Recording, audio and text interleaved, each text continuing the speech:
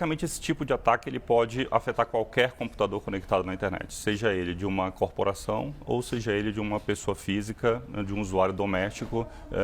No caso específico desse ataque, o usuário teria que estar usando o sistema operacional Windows da Microsoft, que foi, vamos dizer, o sistema explorado nessa falha específica. E a ideia dos hackers é dinheiro, é pegar grana. Há 10 anos atrás eles tinham um outro objetivo, né? Queriam alguns objetivos ideológicos, queriam aparecer na mídia. Hoje não, hoje a motivação é praticamente 100% financeira. E como é que funciona para eles conseguirem esse dinheiro, para atacar? Eles pegam empresas, entidades públicas, governamentais, esse principalmente é o foco, é o alvo?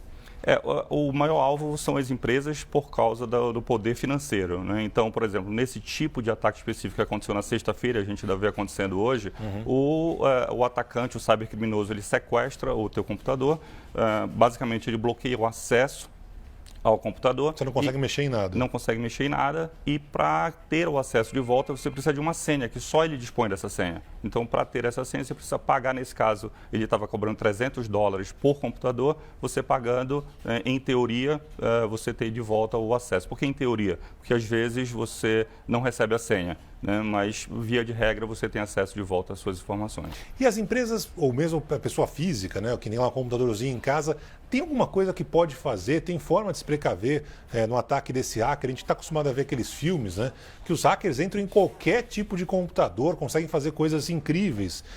Especificamente, tem alguma proteção? O alvo não é muito o cidadão, digamos, pessoa física, né? É mais as empresas. Mas tem algo a ser feito? Olha, Barão, eu trabalho há 20 anos nessa área e de todos os cybercrimes que eu trabalhei investigando ou respondendo ao incidente, nunca foi um caso assim espetacular. Nunca foi um super hacker fazendo super coisas. Sempre a proteção poderia ter sido melhor, a implementação de um controle poderia ter sido feito. Por exemplo, nesse caso específico, se o sistema operacional Windows estivesse atualizado, se o usuário tivesse instalado um sistema, vamos falar genericamente, um antivírus, ou, no último caso, tivesse pelo menos um backup das suas informações, o estrago seria bem menor. E agora, depois desse mega ataque, o senhor imagina que as empresas vão ter um pouco mais de cuidado? Ou o senhor acha que é realmente uma questão de tempo? Amanhã já esquece, volta tudo ao que era antes? Porque uma coisa é você ter um hacker especialista que vai lá, consegue entrar em descobrir qualquer senha. Outra coisa é, como o senhor está descrevendo, algo teoricamente banal, que basta entender um pouco do assunto e conseguir roubar, digamos, esse dinheiro. Olha, a cultura em relação à necessidade de segurança está cada vez mais forte.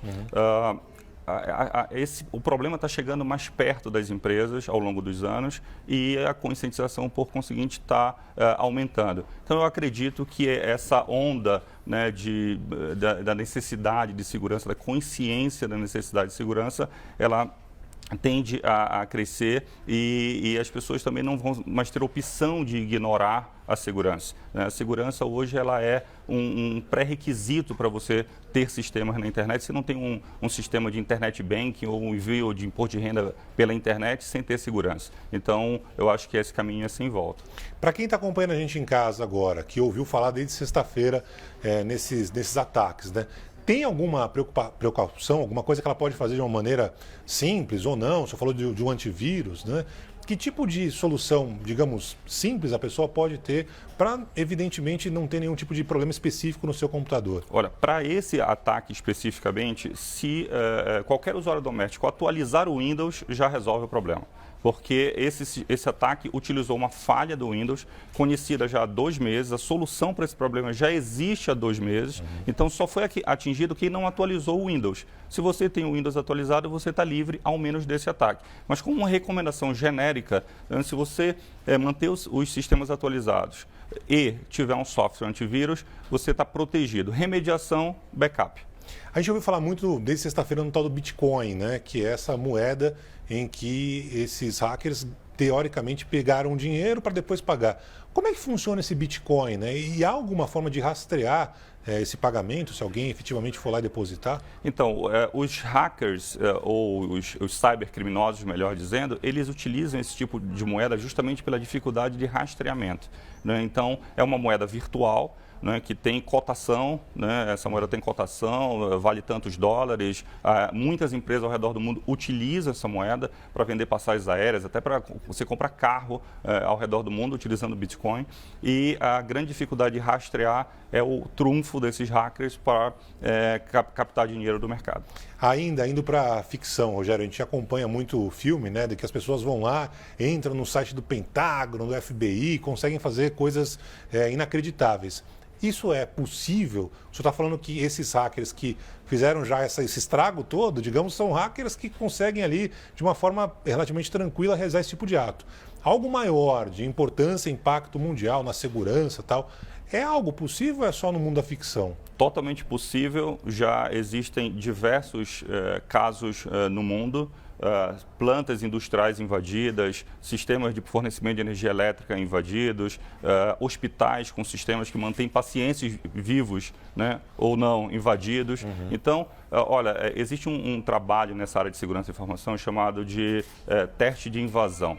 E eu já as empresas basicamente nos contratam, fornecedores de segurança, para testarem os seus sistemas. Então, Rogério, vem cá. Para tentar quebrar. Isso, tenta invadir o meu ambiente. Eu já executei mais de 200, certamente, desses durante a minha carreira. E nunca eu deixei de invadir. Então, é possível. E os sistemas mais críticos que você possa imaginar são hackeáveis. É possível de fazer uma invasão se não tiverem, obviamente, protegidos. Claro. Você usa o seu conhecimento para o bem, né, para tentar evitar que as empresas tenham problemas futuros.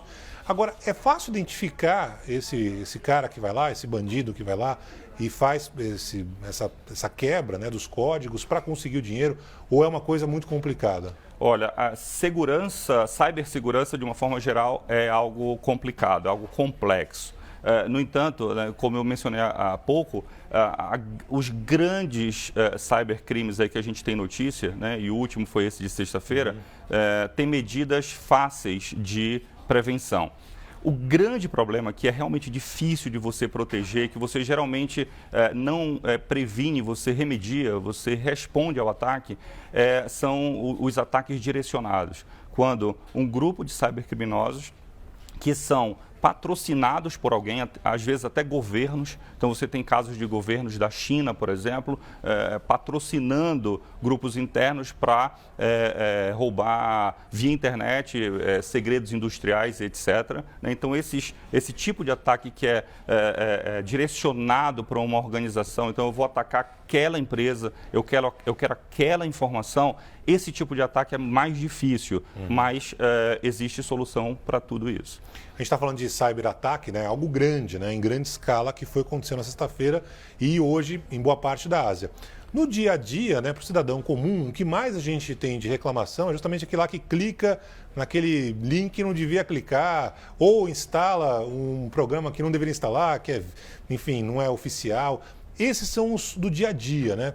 Para isso, basta ficar esperto, evitar justamente clicar num programa que ele não conhece. Tem muita gente que recebe e-mail, né? Clique aqui, ganhe não sei quanto. Esse tipo de cuidado do dia a dia pode fazer diferença para evitar um problema pessoal? Olha, esse tipo de cuidado é fundamental, mas existem outras técnicas também. Por exemplo, hoje 80% das invasões que antes eram originadas, né, o primeiro elo da invasão, a primeira ação da invasão era um e-mail que você recebia, que você clicava em algum lugar. Hoje são as redes sociais. Então, você tem links disponíveis no Facebook, no LinkedIn e em outras redes sociais, que você clica ali e dali você baixa alguma coisa maliciosa para o seu computador.